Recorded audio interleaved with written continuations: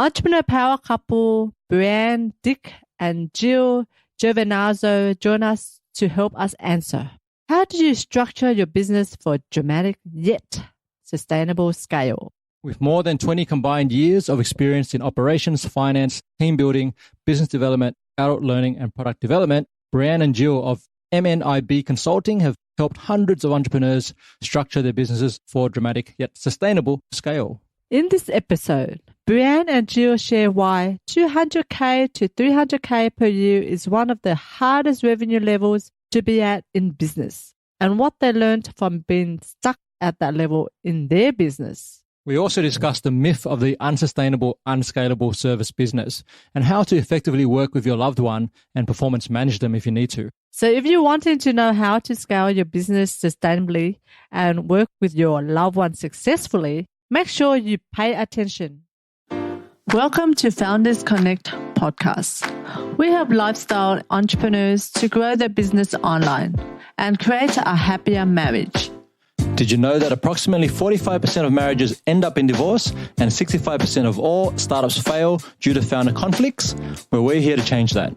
Each week we bring you an inspiring guest and practical tips to help you with business, relationships, and sustainable living. Now let the fun begin!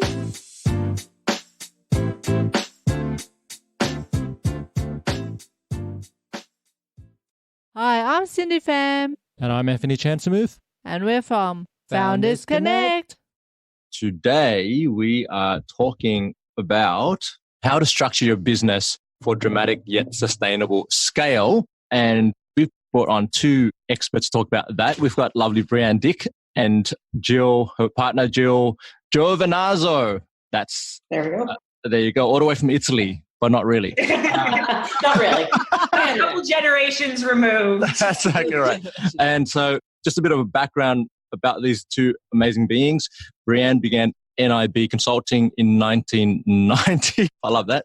As a boutique consultancy helping online training businesses craft better learning experiences. Her work with clients including Chris Gillibo and Tara Gentili, now McMullen, who we interviewed on episode 4, Yes. led to the publication of her best-selling book, Beyond Satisfaction, which I actually read and really I've been sharing that around with different people. When Jill officially joined MNIB Consulting in 2016, her discerning perspectives and skills as a biz ops specialist and cross-functional integrator, oh my gosh, proved the perfect complement to Breanne's keen insights and expertise in online coaching, consulting, and service-based businesses. With more than 20 combined years of experience in operations, finance, team building, business development, adult learning, and product development, Breanne and Jill have helped hundreds of entrepreneurs structure their businesses for dramatic yet sustainable scale. So you two are a powerhouse couple. I love this. Welcome to the show. Welcome. Thank you so much. So before we get into all the business stuff, let's learn a bit about each of you as individuals. Cindy. So, from 1 to 10, how weird are you? Shall we go with Breanne first? See, my answer to everything is it depends. If anyone has heard me for any amount of time, they're always going to know my answer is it depends. If you find that answer weird, then I guess I'd be a 10. And if you find that completely normal, then I'd be a 1. Let's go with a 7.67592. So you should have us actually doing this for each other. Yeah. And then you get the actual answer. All right, well, let's do that. Jill, what out of 1 to 10, what's Breanne on the scale of weirdness? On a scale of weirdness, I'd say a good solid 8. Oh!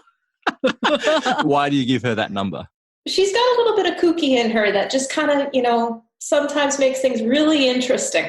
And, in a fun way, interesting at least. Beautiful. And Breanne, what's Jill's number? Jill's weirdness. I really want to give my it depends answer. So on a weird day, she's probably up around an 8. On an average day, though, I don't think she's that weird. I think she's probably like 3 to 4. Oh, that's interesting. Well, it looks like Jill wanted a more than a 4. I think she's like 5 on average. So what would be your favorite quote? Jill this time. Oh, my favorite quote. See, now here's where I come out with the it depends. I don't know. I'm going to have to go with an oldie but goodie. Do or do not. There is no try. Master Yoda. Master Yoda. One of our favorites. How about you, Breanne? Do you have a quote that inspires you or motivates you? Is it cheesy if I quote myself? Because I kind of want to quote myself. Well, yeah. Hey, sometimes. Why not? Yeah. My life's philosophy and therefore favorite quote is, there is always a better way. Oh, there you go. There is always a better way. Yes. But sometimes we get stuck and we can't see it. So that's what we're going to talk about. That's right. So who's been your greatest mentor? Let's start with Breanne, in life or career, and what did you learn from them? Oh boy. It's hard to answer a question like that because I've had so many different mentors in so many different areas. Growing up, just thinking about some drawing that I've been doing. I've been doing some portrait drawing, which if anyone's connected with me on Facebook, they would have seen the progress of some of my portraits that I'm drawing. And I shared a quote, to speak of quotes, which was, I think it's originally Bob Ross, but it came to me through my grandma, which is, you have to have light to show dark and dark to show light. And that's really true in art, but I found it to be a good guiding principle for life. And I mean, on the business side, business and personal are so intertwined, which I know we'll talk about here as we go forward. I've had so many great friends and mentors. I almost wouldn't want to name any in case I was like the Academy Awards, right? It's like, I'm afraid I would miss someone. Most recently, I would say on the business side, we've been working with Phyllis Wilson, who's been awesome. Angela Loria, worked with her a lot last year. And going back to Tara Gentili, who we mentioned, Tara McMullen now. She's been married for about 6 months, so I still have to reprogram that. A lot of powerhouse women who have really shaped different aspects of the way that I see and approach business and life. How about you, Jill? In a similar way as with Breanne, I've had so many mentors over the years. In a lot of ways for me, I actually approach things more from it's going to sound a little bit odd, but I'm going to cherry pick the things that resonate with me most from all these different sources and make it my own. Right. So it's kind of hard to articulate who would be a greatest or who would be, the one kind of above all else. Like Breanne, call out to Phyllis, who's our current mentor of both of Breanne and myself, who's been helping us a lot. But aside from that, just from that being like a most recent thing, like all the way through growing up, I did a lot of horseback riding as a child and coaching and teaching in that aspect. And it's always been one of those things where it's just all these different little places to find little things. And kind of like how Breanne mentioned with the quote of, dark and light and how she can apply that to business. I find that happens across the entire spectrum. Business, life, personal, all of that. You can take one thing from somewhere and apply it totally different place and it makes sense still. And it totally still applies. So that's about the best answer I can give you. That's a great answer. I'm curious about your horse riding, and are you still doing it? No, not anymore. Actually, my horse just passed away. We just a couple months ago. Yeah. So what has been sort of a life lesson, if you will, that's come from horse riding? Listening, learning how to listen, because horses don't speak like we do. So you have to learn to listen to them. And so many of those lessons I've been able to take and apply them to people, and how to listen to people when they're talking to me, which is wonderful that I'm actually in this particular business, because that's what I get to do. I get to listen to people. That's great. I think that's a foundational skill for anything. But everything, really everything. If only people listen more, There you go. So if you have all the time and money in the world, what would you do? Breanne? Someone asked me this the other day. Well, it's probably, the days are already together. It's probably about a month ago now that they asked. And it was like, if you were to win the lottery, how would that change your business? Because of course it was in a business conversation. And the answer that I gave there, I think applies here. Like if I had all the time and money in the world, what would I be doing? And I don't know that things would look much different than they do right now, because the thing that's, I don't want to say impeding, because I believe that growth is always moving forward. So it's not that my growth is being impeded, but the thing that is limiting the speed of growth and change in my life right now, in my relationships and in the business and all of those things, it's not time or money. That's not the limiting factor. It's who I am and how ready I am for whatever life has to bring. And so you could give me more time and money and I'd probably just make a mess of it.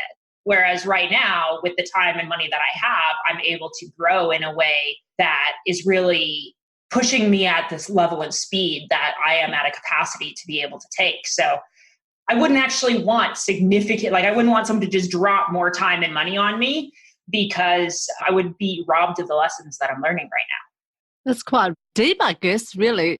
Would you say that would be kind of like your mindset in that sense? Yeah. I mean, don't get me wrong. There's days when it's like, I really could go for, some more money right now. Time isn't actually usually a thing. Usually it's the other way around. It's like, what am I going to do with this time? That's the bigger trap, is that, we talk about sustainable, scalable businesses, and our clients usually come to us with the problem of, I don't have enough time, right? I'm working too much. I'm in over my head. Or more than that, it's like, I'm spending all my time on the stuff I hate because they've given over the stuff that they actually love to their clients and that kind of thing. I'm not in that situation. I'm almost in the other situation, which is that I have to be more conscious and intentional about where I spend my time, because otherwise it's really easy for me to just like while away the hours because things, I have this expanse of time. It's easy for me to get on this conversation, podcast, talking about this stuff and sound deep and esoteric and all this kind of stuff. And I would say, is that my mindset all the time? No. Is that the mindset that I am increasingly trying to cultivate and live within? Yes. And I think, I don't want to keep talking forever. If you let me, I'll just talk forever. So I'll cut myself off here shortly so that Jill can get word in edgewise. But I mean, when you and I set up this conversation, it was in response to something I had shared on Facebook, which was that even if you go back 6 or 8 months ago this year, and you had asked me, like, if you had all the time and money in the world, where would you be? And I would have gone right to that money answer. And I would have given you like the laundry list of like, oh man, I would spend it on this and I would do this and like this would change and that would change and all these things. Because earlier this year, money felt hard. Yeah. And it really was seeping into my pores and coming out in all of these kind of negative, nasty ways. And really being able to shift that and understanding where I am on my own growth path and own growth trajectory has allowed me to be a lot more grateful and appreciative of where things are, which of course makes me more receptive to receiving more as well. Receiving. That's important. When you're ready to receive, the universe provides. And how about for you, Jill? What's been sort of your journey around, what would be your answer to that question? So all the time and money in the world, what would you be doing? I'm actually very similar to Breanne. All the time and money in the world, I'd be right here. We actually just moved out to Vancouver Island here this past year. And that's been a big dream of ours for the last, Brie, 10 years? Something like that. Yeah. Dream come true. Yeah, exactly. Right. So I can't even really think of, there's one thing. We would finish the renovation downstairs so we'd have a proper guest room.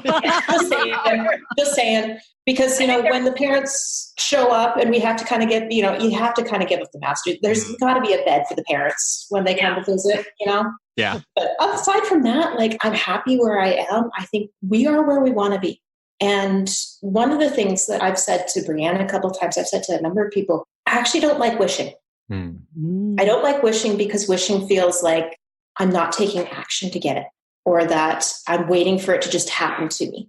And so I try not to spend my time wishing for some things, or wanting, actually, is a conversation that Breanne and I have been having lately, of grasping after things. That's the connotation that wanting has for me, right? And so going back to that receiving thing, I'm very happy with where I am. And do I wish that there was, maybe a bit more flexibility and money to, do the however many $1,000s of renovations that we have that we want to do on this house instantly? Sure. But I don't need them.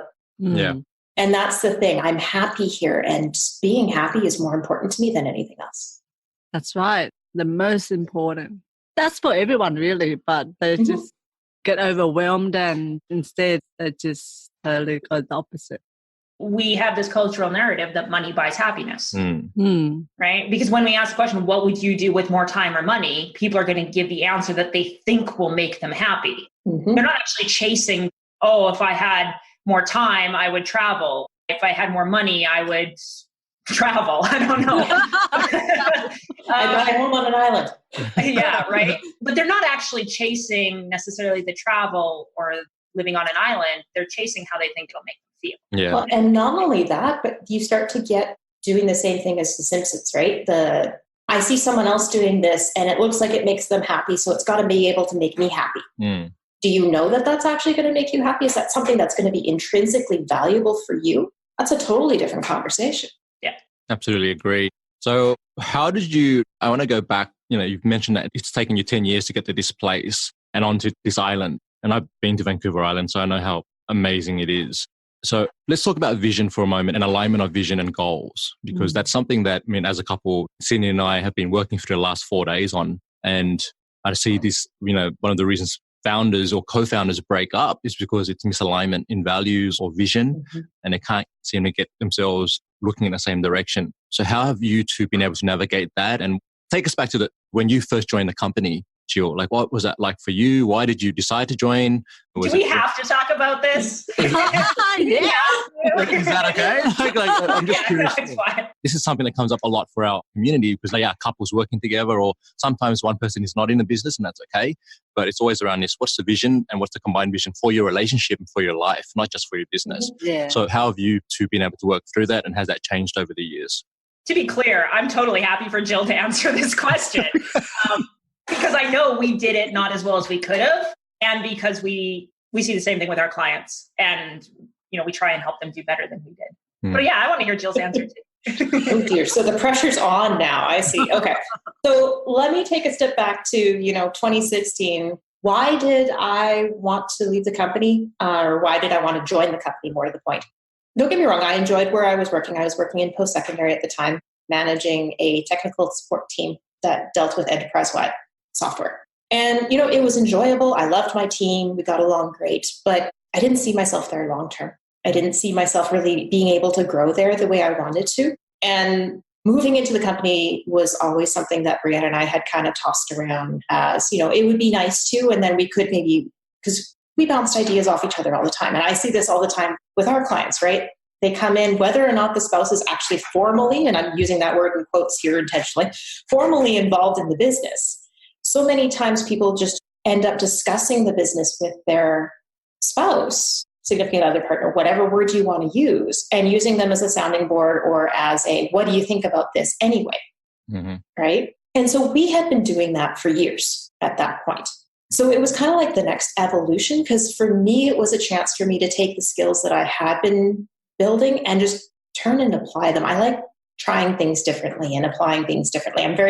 This is why Breanne and I get along so well, right? She takes all the different pieces and figures out how they go together. And I actually like taking and figuring out how to apply them. So she figures out the what and I figure out the how, right? So it was just kind of a natural extension for us to go that way when the business was ready for it. That's kind of what happened in early 2016. How that affected us is an interesting question. The first, I'd say 6 months were rather fun, shall we say. We realized that we didn't speak the same language. All the time, I thought we'd both been speaking English, and I was speaking a different version of English than Jill was. Totally different versions of English. We would go, she would give me, a project to work on. I'd be like, yeah, perfect. I got this. This makes total sense to me. I'd go off, I'd do my work. I'd come back to her with the finished project. And she goes, that was not what I was looking for. Or what I thought you were going to do, or, those kinds of things. And that led to a lot of tension and a lot of stress, I'll be honest. But that's one of the biggest things I like for people listening to this. If you're thinking of bringing your spouse in, if you're thinking of bringing anyone in, but definitely your spouse, communication is key. And being sure that you guys are talking about the same thing is even more key. Because you can talk about, I want you to do, and what was one of the projects we were working on, Breanne? I'm trying to remember. It was a plan. It was, making a plan, and what Jill understood a plan to be and what I had as a plan. I will say one of our best inventions came out of those disagreements, which was the Jill will make Breanne behave contract. Yes. Which was, we were at a coffee shop working one day, and we were sitting, Jill had her notebook, and we had just had one of these discussions about, what I thought I meant by a plan and what she had thought I meant by a plan. And it worked out that what he ended up doing was she wrote down this paragraph, which is, I, Breanne, do promise to, I don't even remember what the terms of it were, but I had to sign, countersign, and when I made a request an alteration to one of the clauses, we had to initial it. We did make amendments to this little contract, yeah. And a little tongue-in-cheek, but it was a good exercise for us to go through.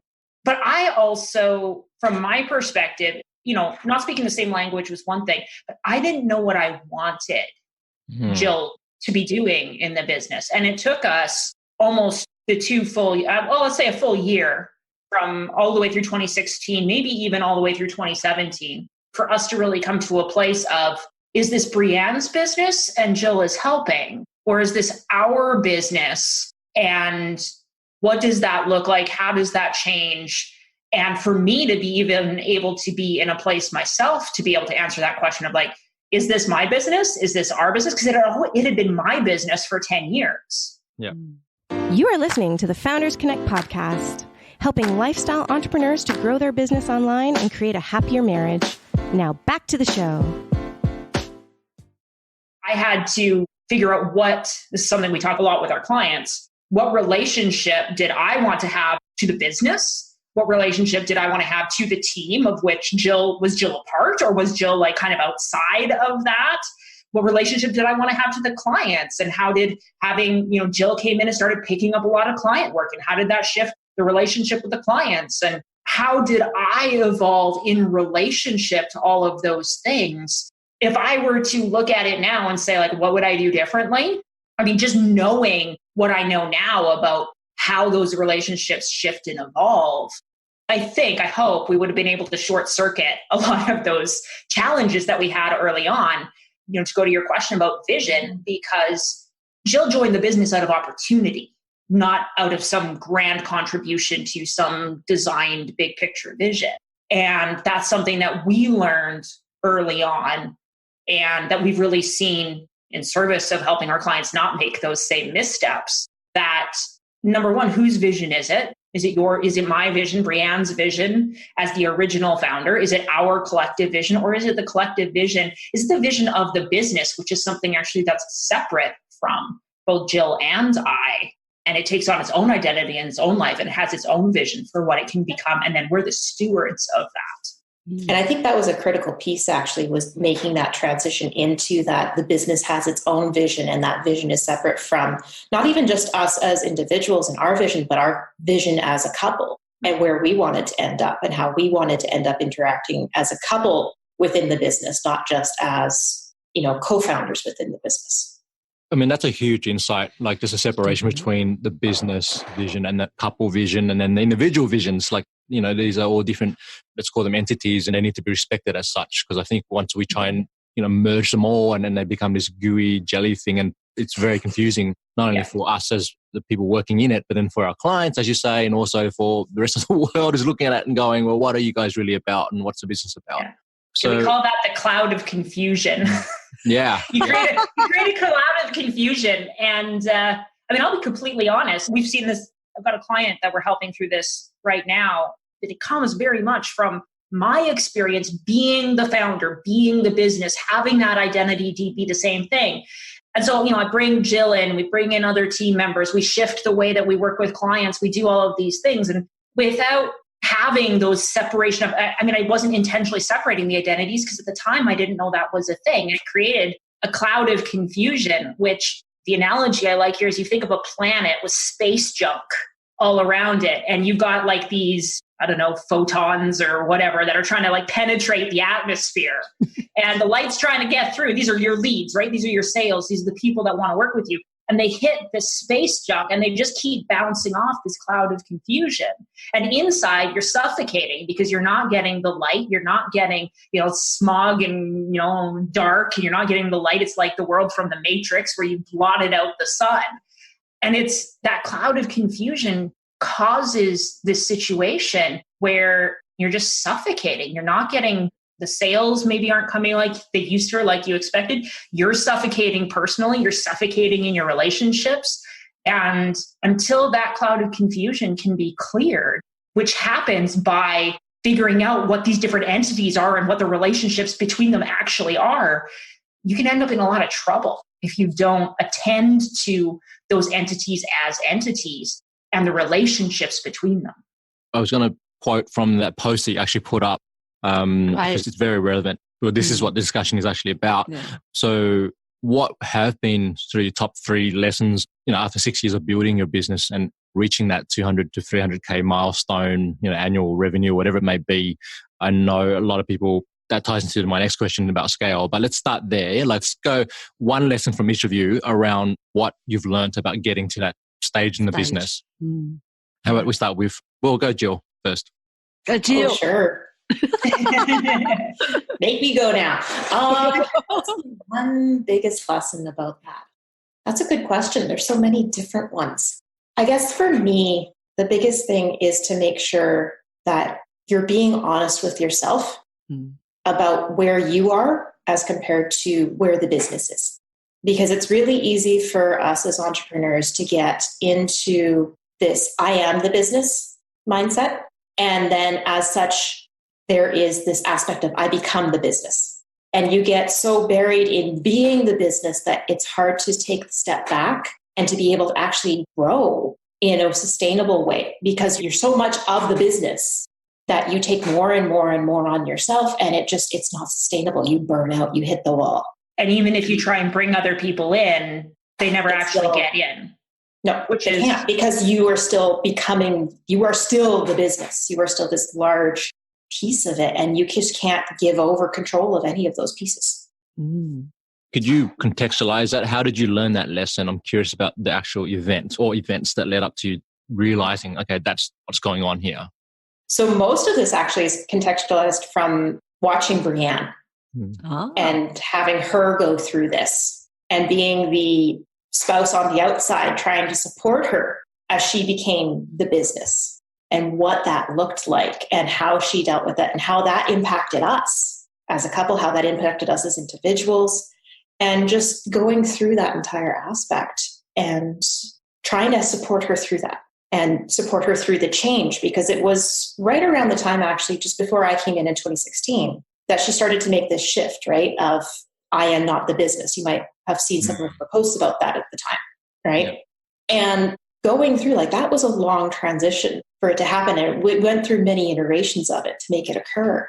And so a lot of that lesson just comes out of being involved in that process of helping Breanne make that change.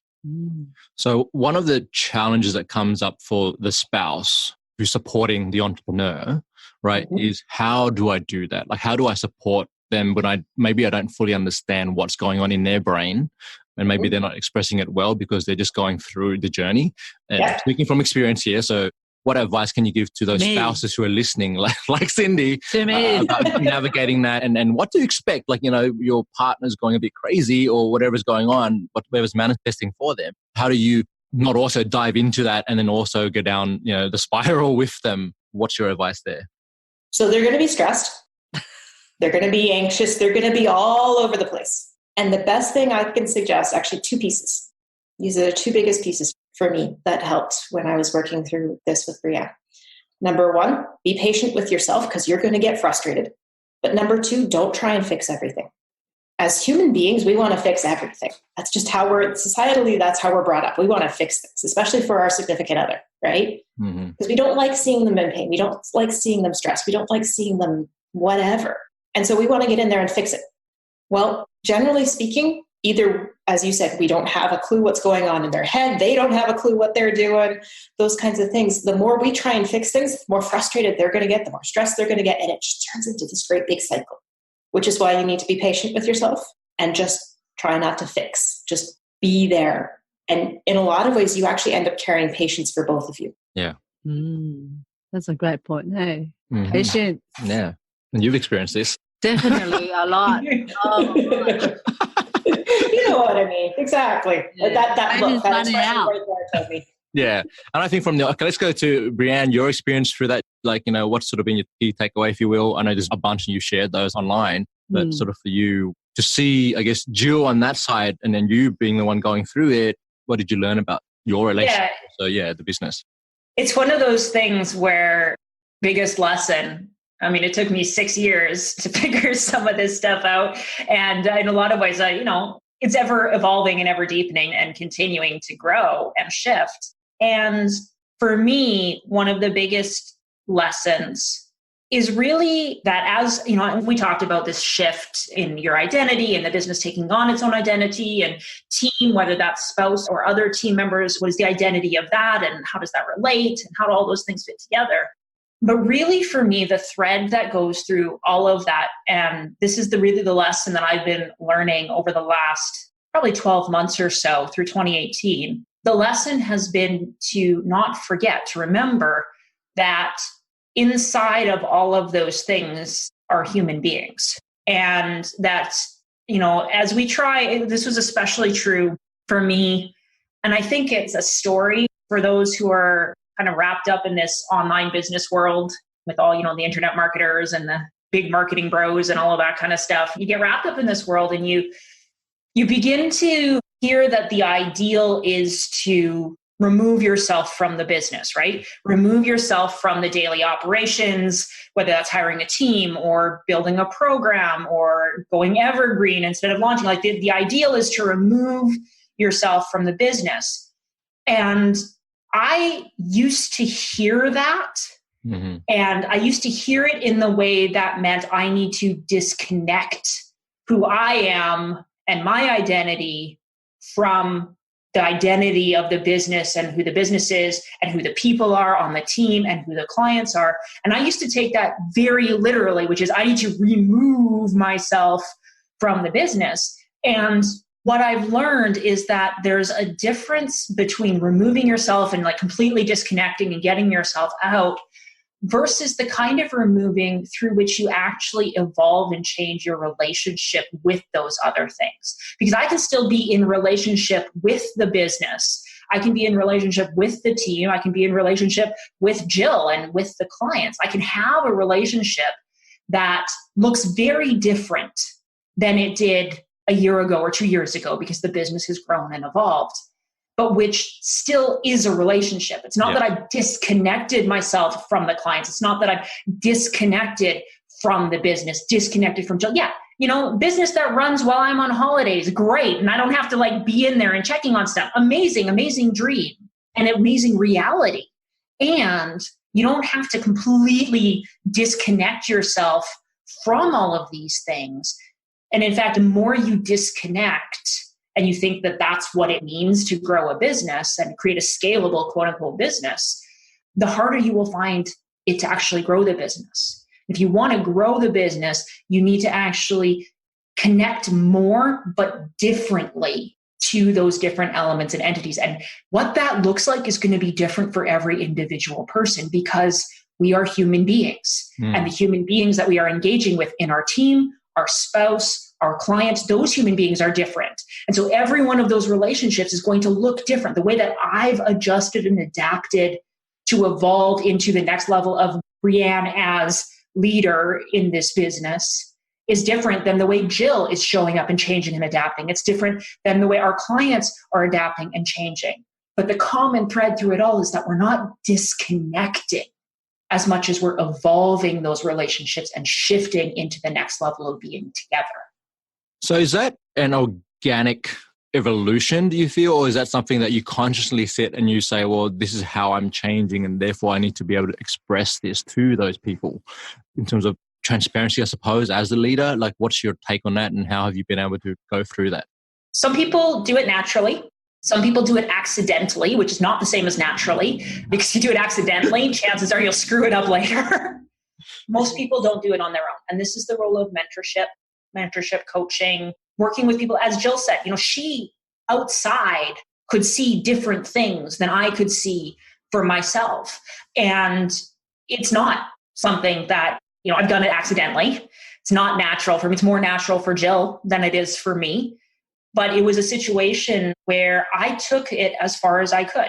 And that's why we were stuck at $200,000 to $300,000 for years. We hit that ceiling, and it wasn't any of the problems that the internet marketers say you have. Like, it wasn't a leads problem. It wasn't a sales problem. It wasn't a pricing problem. It wasn't a business model problem. It wasn't a capacity problem. It wasn't any of those things.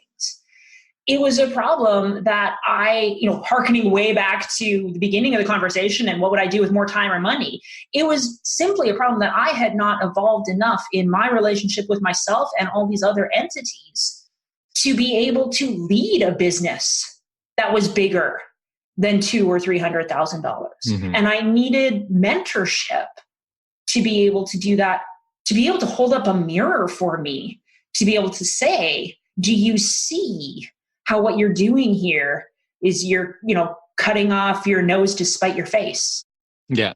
You're speaking to the value of having a strong mirrors who've been through the journey. I think that's the differentiation here between just having a coach or someone like this is, you're talking about someone who's been through, they've been in the trenches themselves. They've gotten to that point. They understand what you're going through. I think the challenge is what I see, at least, of finding the right mentor is, there's a lot of people calling themselves mentors, but then when you sort of dig into, and so my question is, how do you identify the right mentor for you?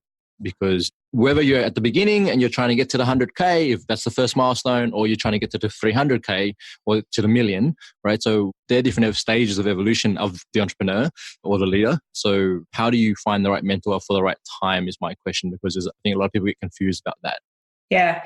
And, I think part of the reason we get confused is because we think that revenue is actually a good filter for a mentor, and it's not.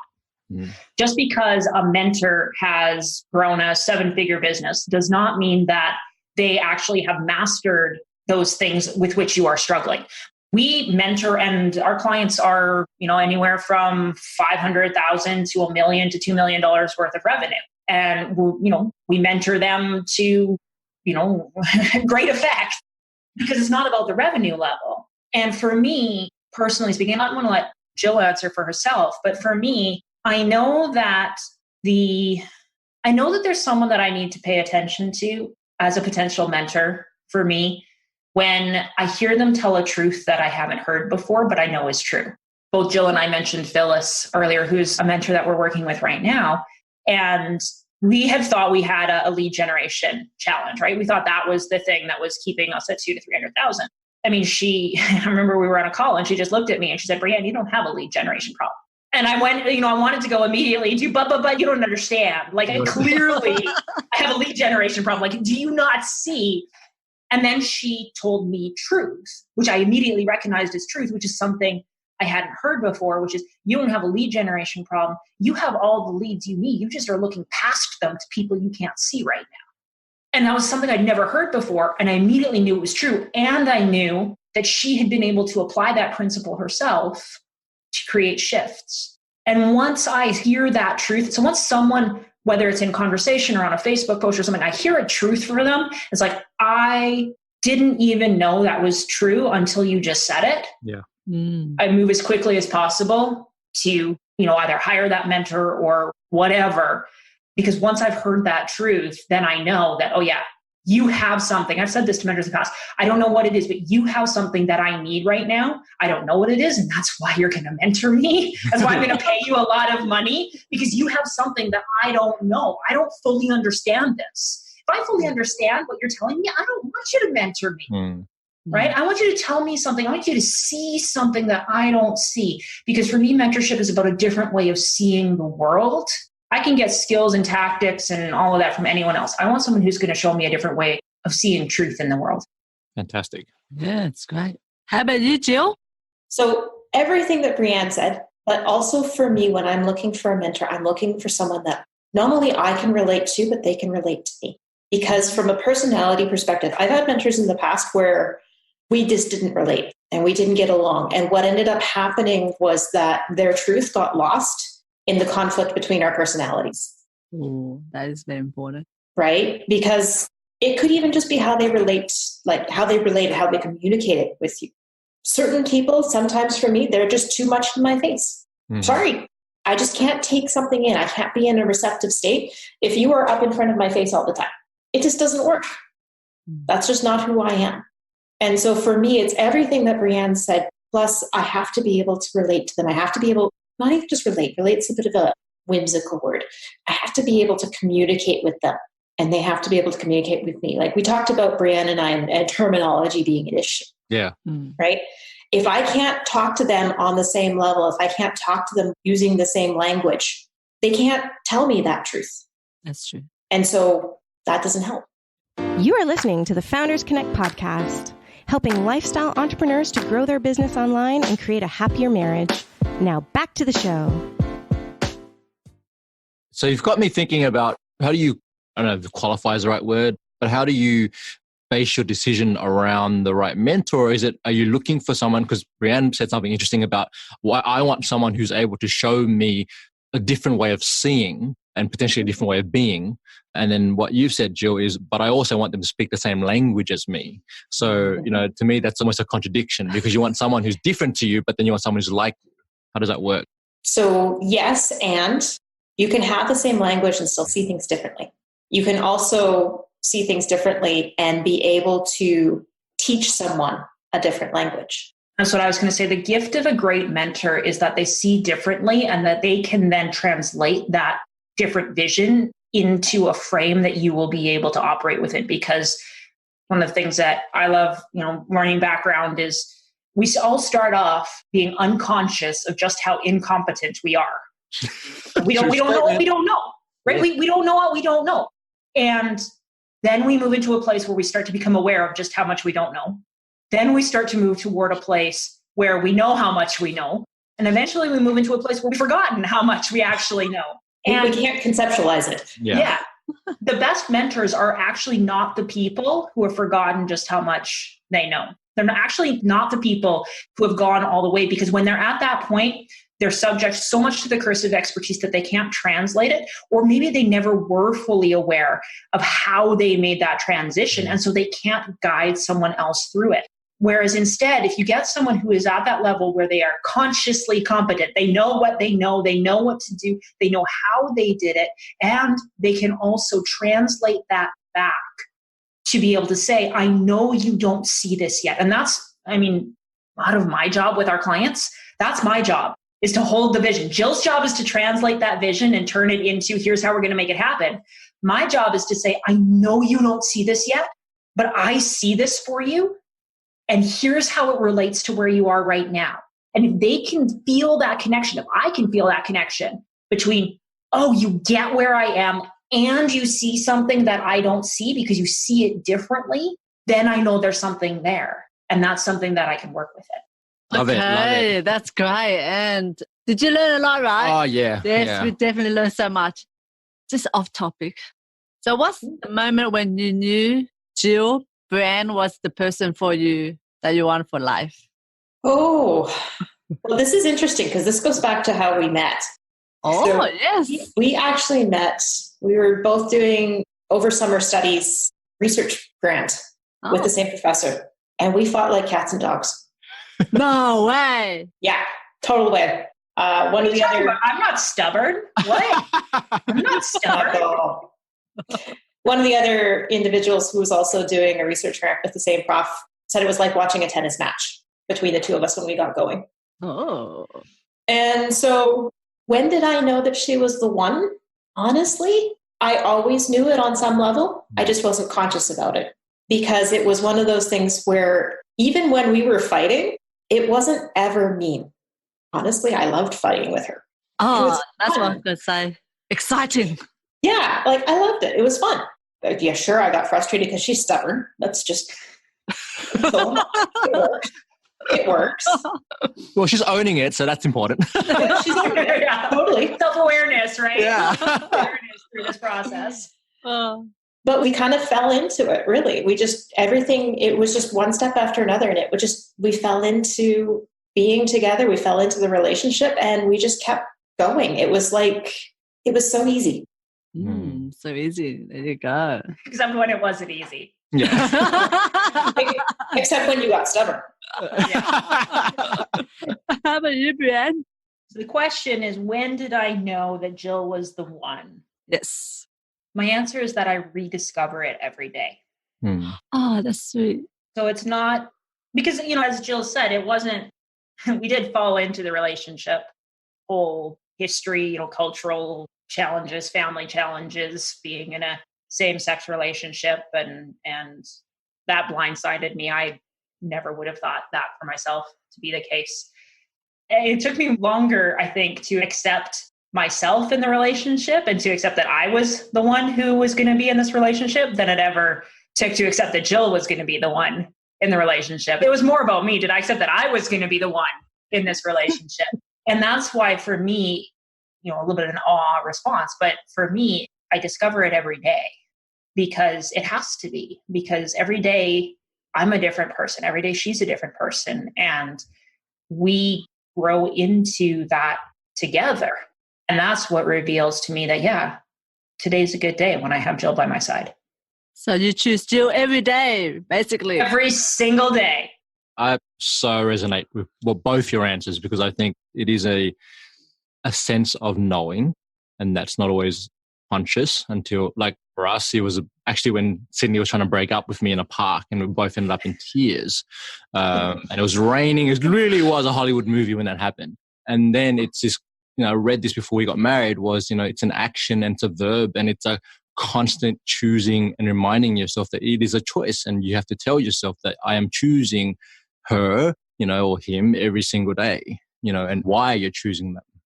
So thank you for sharing that. And thank you. Yeah, we've got all the feels going on right now. I love it. Okay, we're going to wrap this up because we could go on forever. And I have a zillion questions for you on the business side, because that's where my brain's at. And I know Cindy's all about the relationship. It was fun. Yeah. I like it. How about we just end with these 2 questions, and then we will say thank you. Okay, sorry about that. What's one book or resources that's not mentioned or rarely mentioned that made a significant impact in your life or business life, Jill? She's going to give the same answer as me, I think. Oh, maybe not. She's looking like she doesn't know what she can answer. I'm actually going to say it depends. Depends on what aspect of business and life you're talking about. Probably one of the best ones from both a business and personal perspective, if I was going to boil it down to just one, it's a book called Power of Receiving. And that was going to be my pick as well. I remember the author. Owen, right. I don't know why I can never remember that author's name. Yeah, that one for sure, I think for me is, from a holistic standpoint, covering everything, definitely a really good resource. Yeah, that was going to be mine as well. Power of Receiving by Owen. Beat you to it. You have to pick another one. No, I don't. Yes, that's right. I'm exactly like you that way. How did that impact you, Jill, and how did that impact you, Breanne? Because both can read the same book, but you might take away different things. So for me, it was the idea behind receiving isn't just an action, it's more of a state of being. Being receptive is an action in and of itself. But when you're actually doing action, when you're trying to receive, you're not actually in receiving. For me, one of the biggest gifts of the book Power of Receiving was language, common language that we can use. We find ourselves often just, talking about, what's the monster saying? What's going on in the little circle? Does Cinderella need to go to rehab? All of which won't make any sense to anyone who hasn't read the book. But there are things that for me gave language to. It's actually recommended to me by a friend who's like the least woo person ever. And he's like, this is a book on woo for non-woo people. It's like a manifestation book for people who aren't into manifestation. Yeah. And it's like, great, let me read this book because Jill's way more woo than I am. It's like, I need something here. For me, that's what it's about on the surface, but underneath it, it really is about a way of approaching your again, we're using the word relationship a lot, but a way of approaching the relationship that you have with yourself, with your goals, with the things you're pursuing, and with the things that you're allowing. And it's giving me a vocabulary for things that I've known to be true, but haven't been able to express. And has also opened me up to different ways of thinking about things that I now know to be true, but maybe I wouldn't have seen before because it was always locked away in the, that sounds kind of woo for me kind of bucket. Yeah. So what's sort of coming to my mind right now is, when are we actually taught how to receive? Right. Like, I don't remember that being taught in school or in, wherever, like even this, for a long time, I'm probably still there thinking about, we keep hearing this, learning to let it go. But what the F does that mean? Like, I don't know, on a practical sense, on a spiritual sense, like what does that even look like, right? Or even the cultural concept. It's a biblical concept. So, of course, it's permeated Western culture for sure, which is it is better to give than to receive. Well, guess what? You can't give if someone isn't receiving. And so how do we learn to be good receivers, even not in like a big manifestation, woo universe type of stuff? How can I be a better receiver with Jill? Yeah. Right? How can I receive from clients? How can I receive from the business? How can I receive from myself in all of those ways? There's also an honesty component too. I'm reminded of a particular example they gave in the book about, from a cultural perspective, we're being taught to always present this face of everything is good, everything is fine. Like most people, you ask how they're doing. Oh, I'm fine. How's that job search going? Oh, it's going okay. If someone had said that to me, maybe I had a suggestion for them. I knew of a job opening, right? Somewhere that they would have been great for. And if I'm being told, oh, it's okay, it's under control, I might think, well, they've got this handled. They don't need my suggestion. right? So they're not even open at that point because they're just putting up this face that we're just taught is how you interact with society in general. Very powerful. Exactly. So after all said and done, what do you want to be remembered for, Jill? You guys keep picking on me first here. I think Breanne. Because we resonate. Come on. I mean, you resonate with Jill. I resonate with Breanne. And they know that if they let me talk first, Jill won't get a chance to give her answer. Oh, come on. I'd elbow my way in. Oh, yeah, we have our what do I want to be remembered for? I want to be remembered for being there for people. For business is fine, but I want to be there for people. I want to be there for the founders. I want to be there for my friends. I want to be there for my family. I am very service-oriented as a personality. I don't know if you caught that in some of my answers here, but I'm quite service-oriented as a personality, and I like helping people. I like supporting people, and I like seeing people grow for themselves, which is why the business is such a natural extension for me, because growing themselves is growing the business in a lot of cases. Or growing the business is growing themselves because it can be a mirror. Yes. So I want to be remembered for helping people grow by being there for them. Thank you. Breanne. Well, since Jill gave the more holistically well-rounded human being answer, that leaves me to give the answer.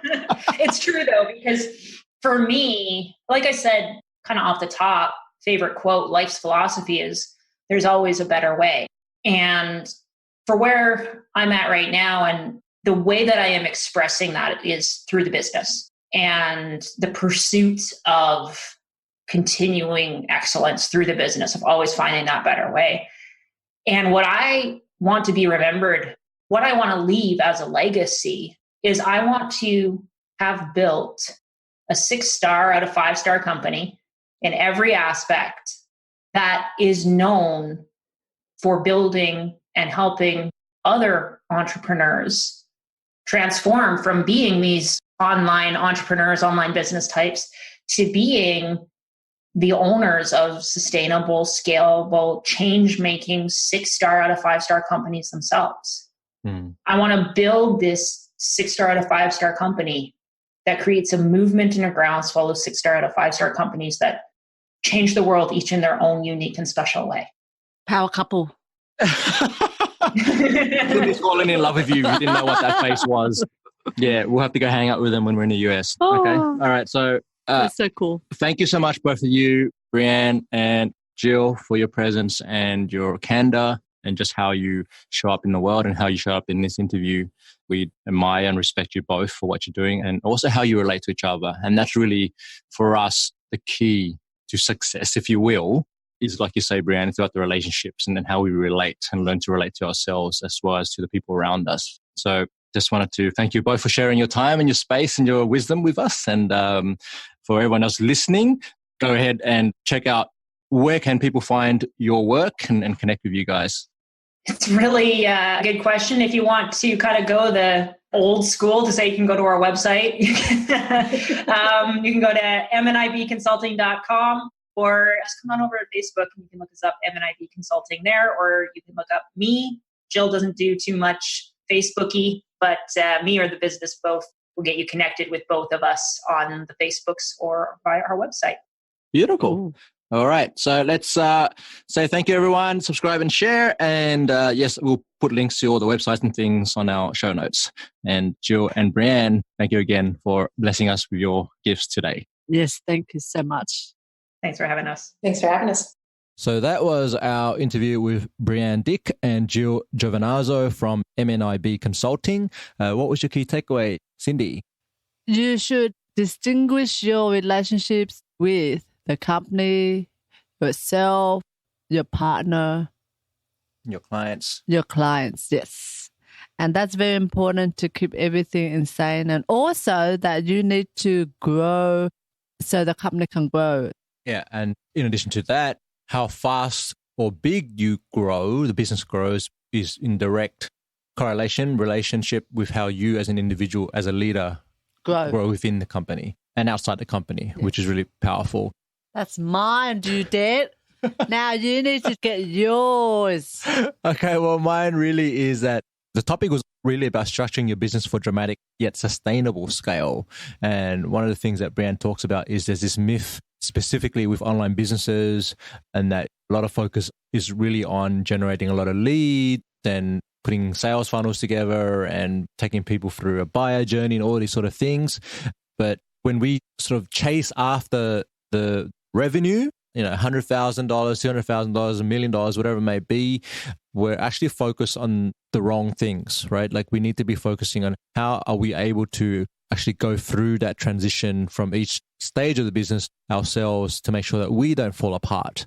So a big part of structuring a business for dramatic yet sustainable scale is really understanding your being self-aware and understanding yourself and putting the right people around you, like key mentors and your business partner or your team members or your partners and whatever it may be, to make sure that you are able to scale sustainably at the same time. Because if you fall apart, then guess what? The business falls apart. And it's not about, as Jill says, it's not about just disconnecting yourself from the business, but it's more about how your relationship with all the different identities evolves. Okay, so that's something to really pay attention to with that. So that's my takeaway, and that was a really interesting and powerful conversation, and I look forward to learning more as we go along. That was awesome, darling. Okie dokie. And I hope that's been a valuable conversation for you to listen to as well. And I'd love to hear what your key takeaway is. If you want to leave a review for us, on iTunes or Stitcher with your feedback, that would be really, really awesome. Are you thinking about leaving your job, taking control of your own destiny, and turning your passion and experience into a side hustle or full-time business? Well, check out our new Corporate Escape Plan PDF guide. It's free, and you will learn the top 10 challenges for new entrepreneurs and what you can do to overcome them. Just head over to foundersconnect.co/escape to grab the free checklist now. Yeah, do it. In our next episode, we're talking about unconscious marriage expectations. Thanks for tuning in, and remember to live passionately, purposefully, and confidently. Till next time.